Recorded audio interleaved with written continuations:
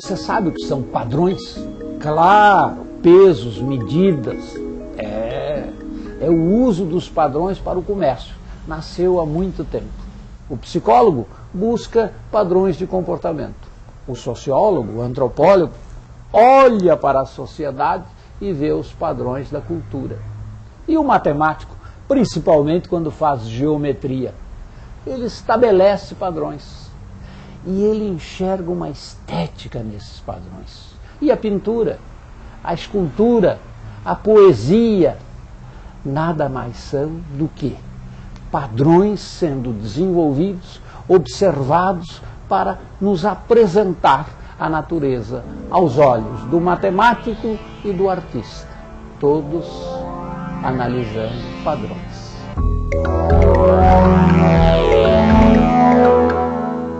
O espaço, a fronteira final.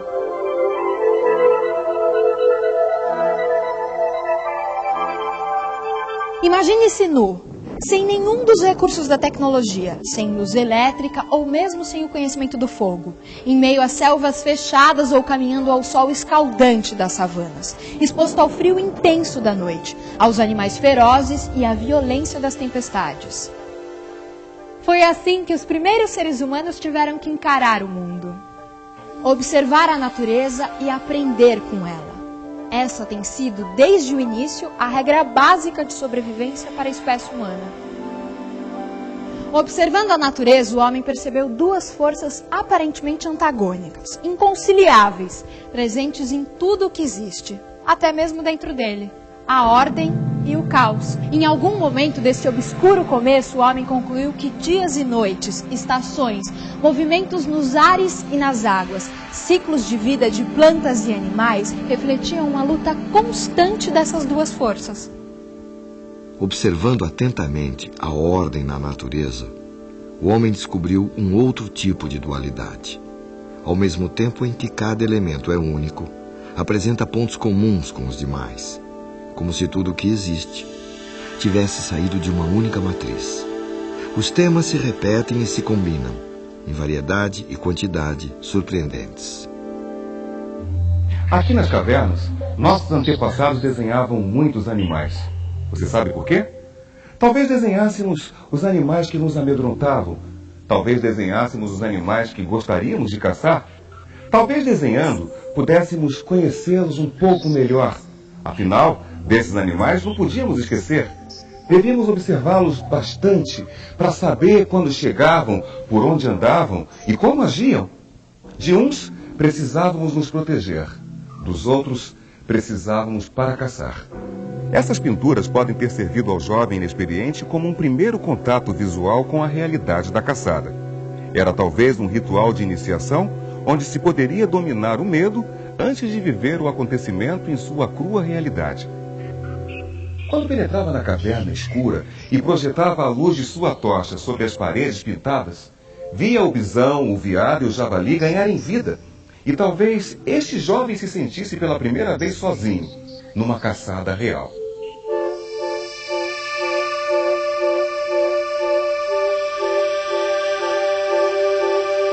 O homem talvez se tranquilizasse com a linha, com o traço nas paredes, com essa expressão primeiramente inanimada, mas que pouco a pouco ganha uma nova forma de vida altamente expressiva: o desenho.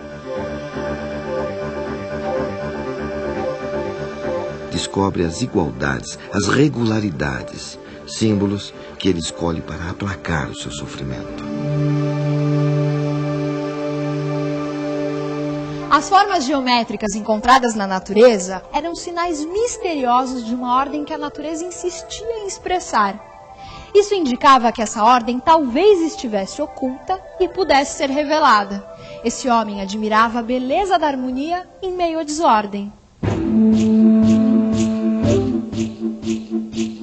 Essa ideia de um caos, e do caos se faz a ordem, ordem e caos estão juntos, talvez, né? E encontrar essa ordem nesse caos que o pensamento humano busca sempre.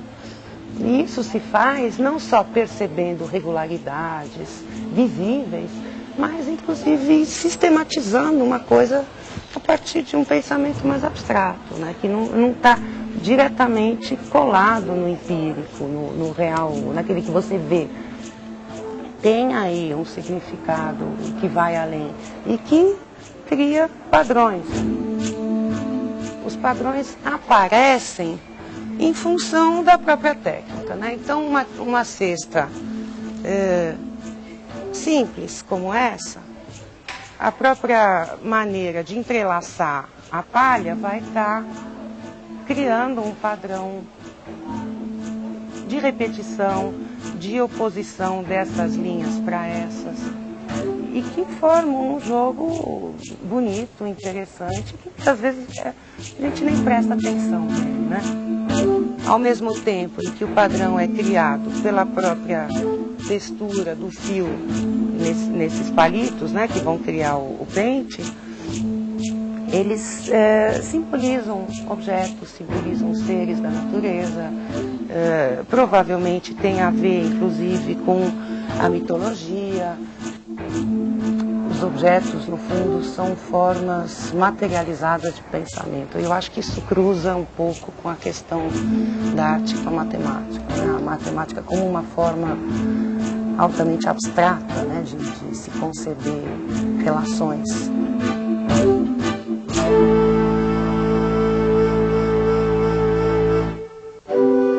As padronagens em palha, feitas pelos índios em objetos utilitários ou mesmo no teto de suas ocas, servem ainda hoje como guias, seguros caminhos a serem trilhados durante os rituais praticados nas tribos. Em meio aos mistérios da iniciação espiritual, os índios mantêm sua atenção fixa na ordem criada pelos padrões geométricos.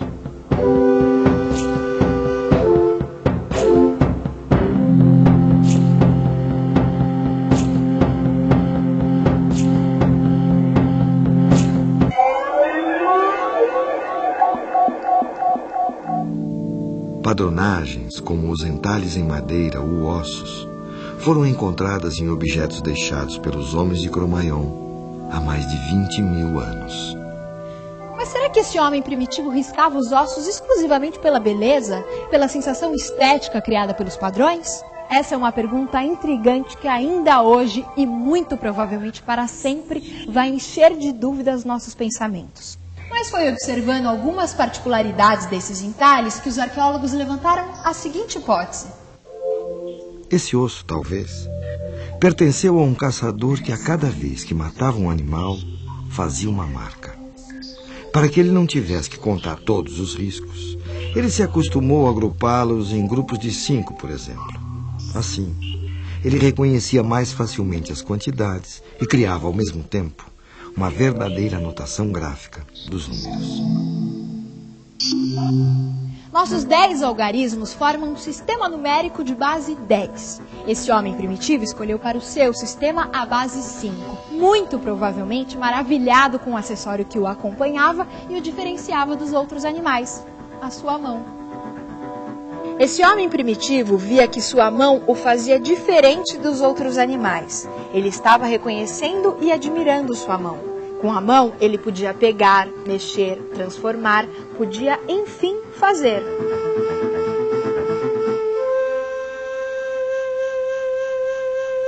O mais antigo sistema de contagem que existe é o que se baseia nos dedos da mão. Se eu quiser, eu posso usar esse mesmo sistema para contar a quantidade de pessoas que eu vou cruzar aqui por esta praça. Você quer ver? Eu começo por estabelecer um padrão. Para cada pessoa que passa, eu curvo um dedo da mão. Quando todos os dedos estão curvados, eu mudo uma pedrinha de lugar e recomeço novamente. Digamos que eu contei as pessoas que passaram pela praça porque queira comprar passes de ônibus para elas e que o cobrador conhece esse mesmo sistema primitivo de contagem. Como ele vai fazer para me dar a quantidade certa de bilhetes?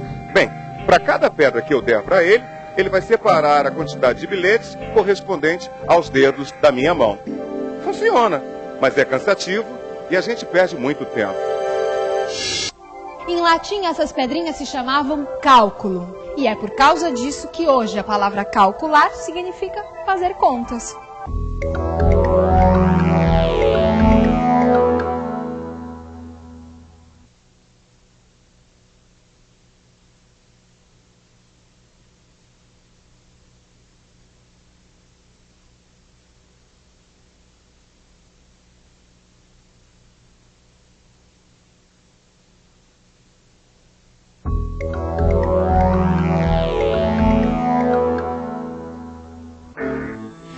Pintar e desenhar tornou possível ao homem reproduzir em seu mundo um pouco da ordem que ele percebia na natureza. Finalmente era possível planejar. Arte e matemática floresceram juntas. Uma e outra derivam da mesma vontade de estabelecer a ordem e contrapor-se ao caos. Veja, por exemplo, o padrão que as abelhas nos sugerem. Olha só, se nós seres humanos tivéssemos que fabricar mel e armazená-lo, de certo escolheríamos embalagens cilíndricas como esta. Só que a gente sabe que as abelhas em todas as regiões do mundo armazenam mel em favos formados por alvéolos com a forma de prismas hexagonais geminados.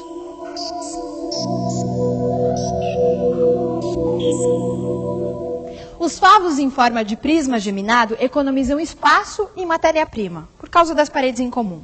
Os únicos prismas regulares cujos lados se encaixam perfeitamente são os triangulares, os quadrangulares e os hexagonais. Veja você mesmo porque as abelhas só utilizam o prisma com base hexagonal. Corte 3 tiras de cartolina do mesmo tamanho. Vamos supor que elas tenham 12 centímetros de comprimento por 6 de largura. Dobre os 12 centímetros da primeira tira em 3 lados iguais, de 4 centímetros. Os da segunda tira em 4 lados iguais, de 3 centímetros. E da última tira em 6 lados iguais, de 2 centímetros. Como as áreas laterais dos 3 prismas são iguais, porque as tiras de cartolina têm o mesmo tamanho, o prisma de maior volume será o que tiver o polígono de base com área maior. A base triangular tem 6,92 centímetros quadrados. A base quadrangular tem 9 centímetros quadrados. E pasmem, a base hexagonal tem área de 10,38. Mas a coisa não para por aí. Em vez de fechar o fundo dos alvéolos com um hexágono plano, as abelhas utilizam 3 losangos iguais, colocados inclinadamente em relação ao eixo radial do prisma. Graças a essa manobra, as abelhas aumentam o volume de cada alvéolo em 2%. Os gregos foram os primeiros a verificar e comprovar que triângulos, quadrados e hexágonos eram os únicos polígonos regulares que se complementam naturalmente no preenchimento de um plano. Os muçulmanos absorveram e ampliaram esse conceito.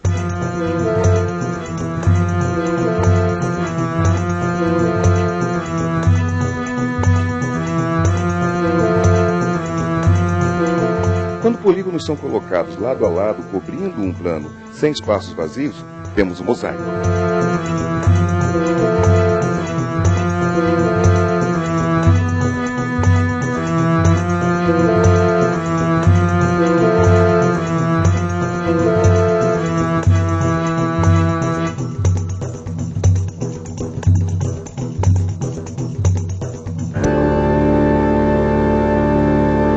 É possível construir mosaicos misturando diferentes tipos de polígonos regulares.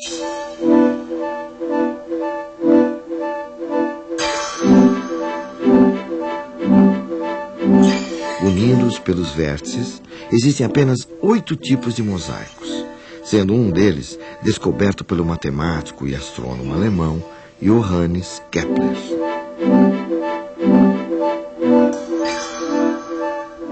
Os mouros eram mestres em preencher planos com figuras não regulares, mas nenhum jamais se iguala à surpreendente obra do pintor holandês Maurits Cornelius Escher.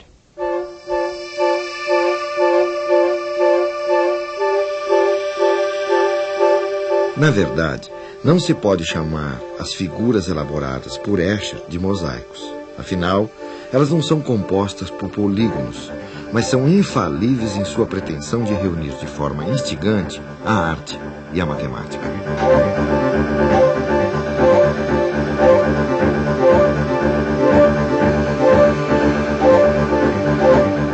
Escher, desde cedo, se interessou pela representação de temas rítmicos em superfícies planas. No entanto, ele só encontrou a solução para o seu trabalho depois de visitar Alhambra, no sul da Espanha, onde copiou estes mosaicos feitos durante a invasão árabe.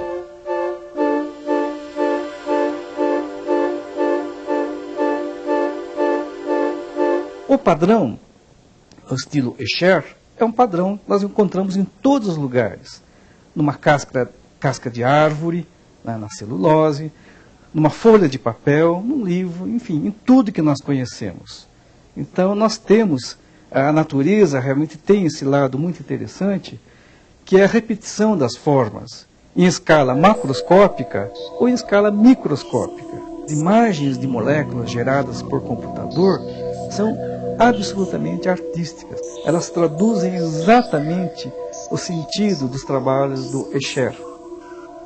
Agora, por que falar do Escher em termos de ciência? É porque na ciência a repetição significa um padrão. Nós inferimos muitas conclusões justamente pelo comportamento repetitivo dos eventos.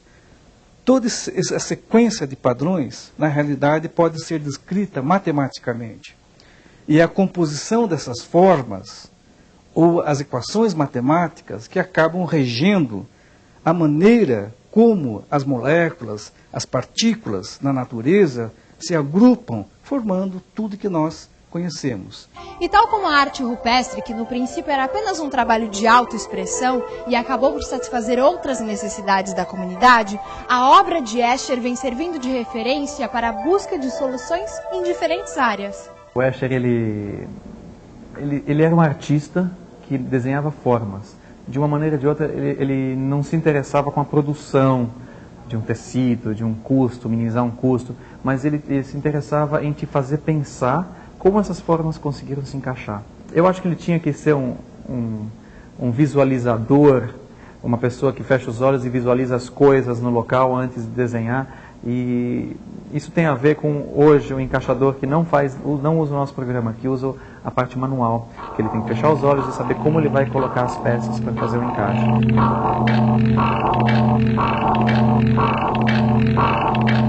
Aqui a gente tem um encaixe, nesse caso padrão, que a gente tem as peças grandes e as peças pequenas. Essa área de cima é a área de trabalho, a gente pode trabalhar, e embaixo é o nosso tecido.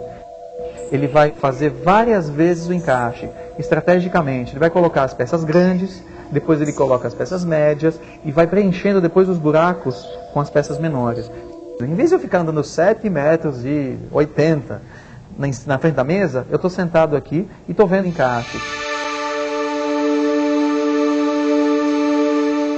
Assim como serviram de base as complicadas criações de Escher, as formas geométricas também podem inspirar trabalhos simples, como, por exemplo, os quadros do pintor Alfredo Volpi.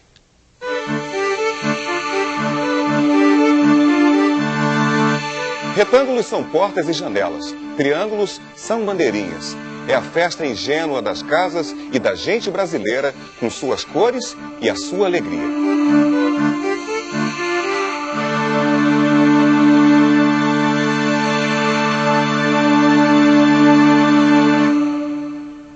Agora, o que você me diz? É um quadro de Volpi? É o desenho de um índio meinaco? Ou é mais um padrão criado pela própria natureza com seu caprichoso estilo matemático? É o trabalho da fotógrafa Ana Mariani, que, como Volpi, encontrou nos usos e costumes do povo brasileiro a inspiração para o seu trabalho. Comecei a fazer as fachadas quando eu fui conhecer o sertão. E ao fazer a primeira viagem no sertão, eu trouxe as fachadas, os retratos das fachadas. Isso foi em 76. E foi uma viagem assim que eu fiquei completamente fascinada pelo sertão, pelo Rio São Francisco. Eram estradas assim bem desertas e as fachadas ocorriam com muita frequência e com muita cor, muito detalhe, muito desenho. Então, isso, entre 76 e 87, quando o livro saiu, foram 11 anos que aí eu fotografei regularmente fachadas e paisagens sertanejas.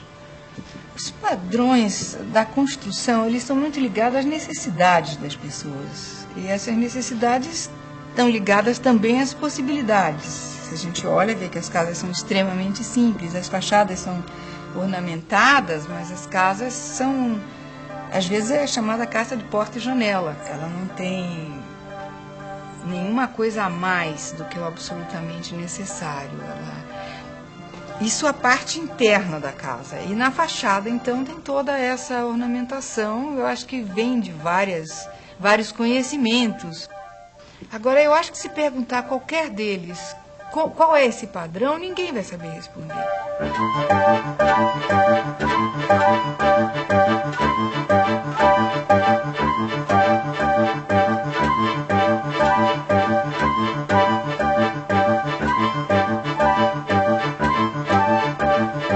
Do pouco se faz o muito, do simples o complexo, do aparentemente antagônico à integridade, das cavernas às megalópolis.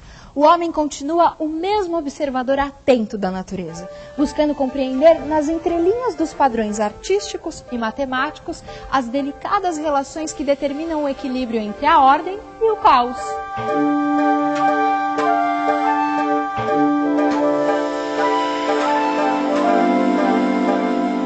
Eu acho que o meu trabalho é ditado pelos quintais, pelas minhas, sabe, pela maneira que eu lido com o planeta, pelas minhas esquisitices, pelos meus referenciais, pela minha paisagem. É impossível eu separar a paisagem mineira hoje da minha obra, os materiais mineiros, as pedras que me interessam. Tem organizações e padrões que são criados por sensibilidades do seu corpo, sabe? De tato, visões e tal, que não passam necessariamente por questões racionais. Quer dizer, antes de você medir as coisas, entendeu? A sua mão age. No meu caso, depois eu penso. Né? E às vezes é o inverso, as pessoas às vezes pensam para poder agir.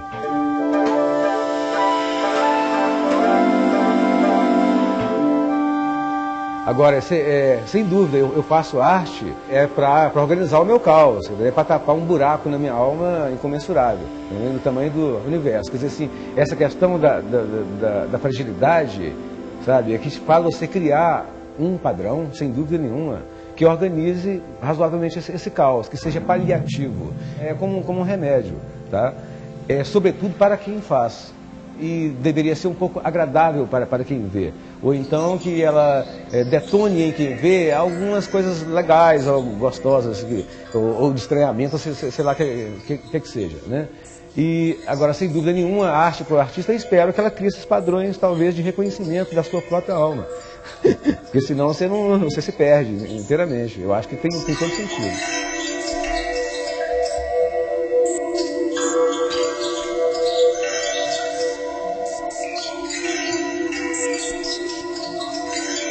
Eu fico aqui imaginando uma série de padrões que não foram ditos e que agora você deve estar observando. Nós aos poucos vamos melhorando o nosso modo de ler a natureza. De repente, aprendemos a ouvir padrões sonoros, estamos melhorando nossa atividade musical. A geometria, a beleza. Em geral, o homem acostuma-se com os seus padrões e vai lendo-os cada vez melhor. Claro, algumas leituras nem passam pela nossa cabeça. O Escher, por exemplo, um padrão geométrico se transforma em peixe ou pássaro e volta a ser geométrico. E a beleza dos mosaicos na arte árabe.